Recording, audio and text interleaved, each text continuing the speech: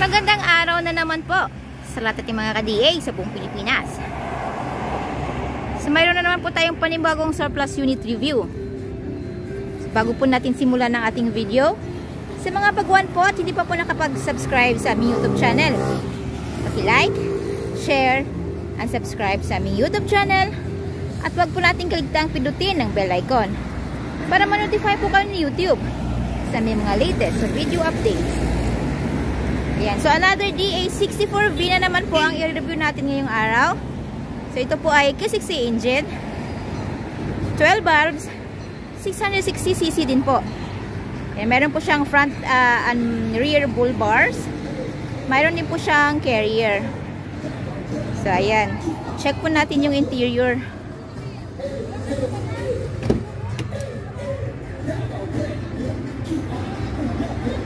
So ayan, brand new upholstery. So choice po yun ni buyer ang kanyang red color. Brand new ceiling. Ayan. So yung ating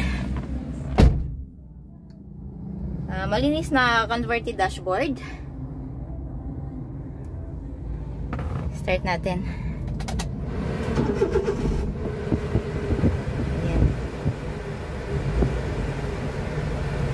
So, ayan. With aircon, nandito po yung kanyang aircon button. Ilang blower. Ayan, nasa dashboard yung kanyang gear. Ito po ay automatic transmission. Dito yung kanyang shift lock. Ayan. Ito yung ating charger socket. Meron po siyang LCD touchscreen at saka yan, backing camera. Yan, dito yung ashtray, glove box, may konting lagayan dito. Siyempre meron po itong cup holder or bottle holder, so konting lagayan. So dito yung kanyang headlight adjustment. So, ayan. So, DA64V. Manual po ang kanyang window. Ayan, yung ikot-ikot. Saka, manual din po yung kanyang mirror. So, ayan.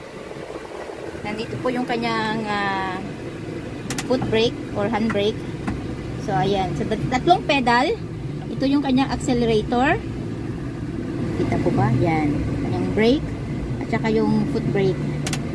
So, ayan, be careful po tayo sa paggamit ng ating mga foot brake dahil maaari po nitong sirain yung ating transmission at yung ating makina. Pag once po nakalimutan nating i-release, ayan.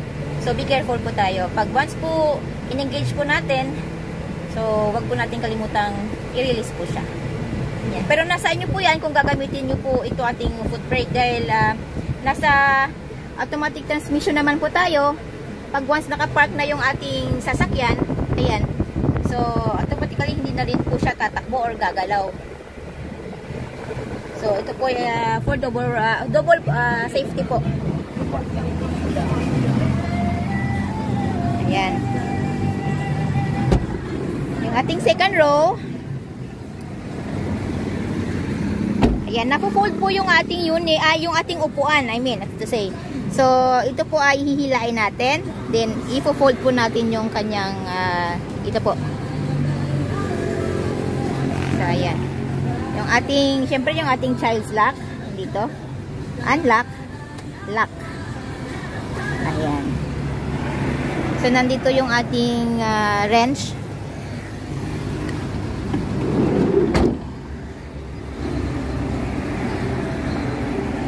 Ayan. So, list of the inclusion po natin. Yan na ating brand new battery, brand new upholstery, brand new engine oil, gear oil, brake oil.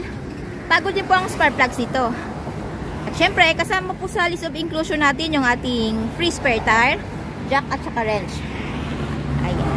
So, yung ating spare tire nasa ilalim po nito. Okay? So, ilulus lang po natin ito. Ayan. Saka mahuhulog lang po yung ating spare tire doon. At yung ating compartment area. So, syempre malaki. Ayan. So, ito po ay for double purpose. Pwede pong pang pamilya. Pwede din pong pang negosyo. Ito pong unit na ito ay swak na swak po. Pwede din po ninyong i-additional dito ng extra back seat. Ayan.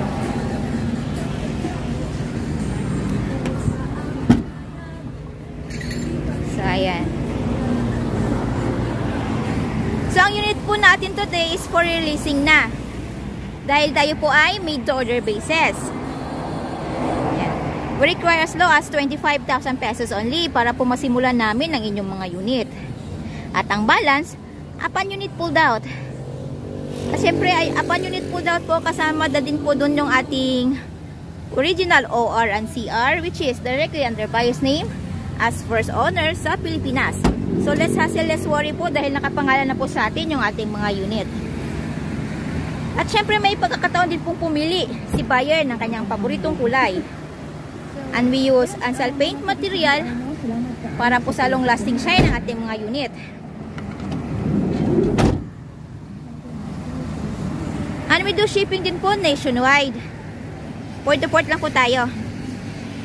At yung ating shipping fee, shoulder po yun ni buyer. Ayan. So ang price po ng ating unit ay nasa 220,000 pesos. Itong setup na po ito ay 220,000 pesos po. Pero yung ating standard setup po ay nasa 205 lang po. 220 po dahil mayroon pong mga additional si buyer katulad po nitong bull bars at saka carrier. So ayan, ano pa pong hinintay natin? Come and visit us at kilometer 11 Catalunan Pequeño, Davao City. At maaari din po nyo kaming kontakin through our Facebook page, Raihan Megjidosa Trading, at R&R Surplus Multicabs and Trucks. At maaari din po nyo kaming tawagan sa mga numero na nasa inyong mga screen. Ayan, ang unit po natin today is bound to Tagum City po. So ayan, lahat po pala ng nakapost natin sa aming Facebook page at sa ating YouTube channel, lahat po yan is sold out unit na po. So ayan, meron din po tayo mga available unit. So message us na lang po or tawagan nyo po kami. Ayan, tara po, subukan natin.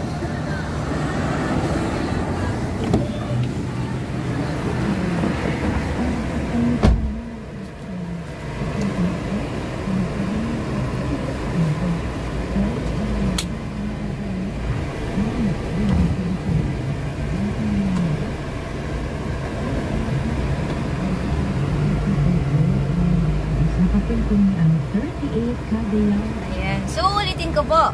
Please like, share, and subscribe sa aming YouTube channel, Multicab TV.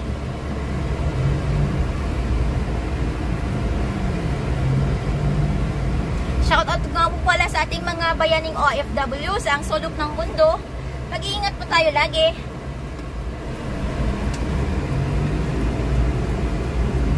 So, ayan. Kita-kits po tayo lahat para sa ating panibagong surplus unit review. From same place, same channel. So stay tuned lang po tayo. Maraming salamat po.